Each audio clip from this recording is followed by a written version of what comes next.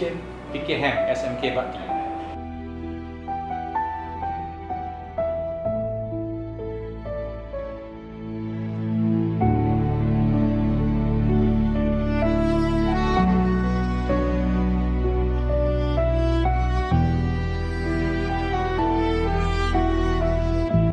Assalamualaikum warahmatullahi wabarakatuh.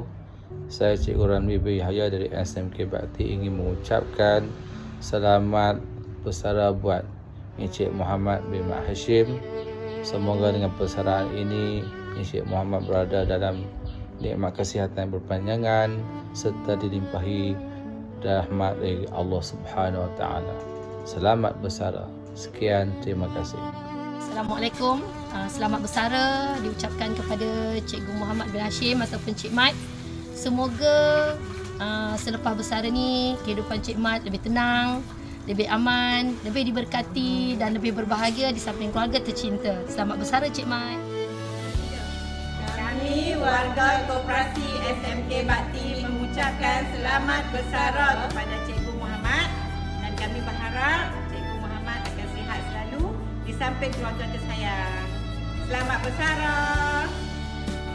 Kami dari Guru SMK Bakti mengucapkan Selamat bersara.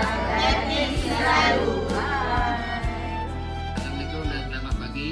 Kami mewakili guru-guru lelaki SMK Bakti ingin mengucapkan selamat bersara Cik Mat.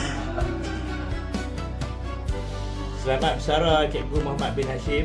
Terima kasih atas segala jasa, komitmen dan pengorbanan sepanjang berkhidmat. Segala ilmu dan bakti akan sentiasa dikenang. Semoga dikurniakan kesihatan yang baik dan menempuh hari-hari bahagia bersama keluarga.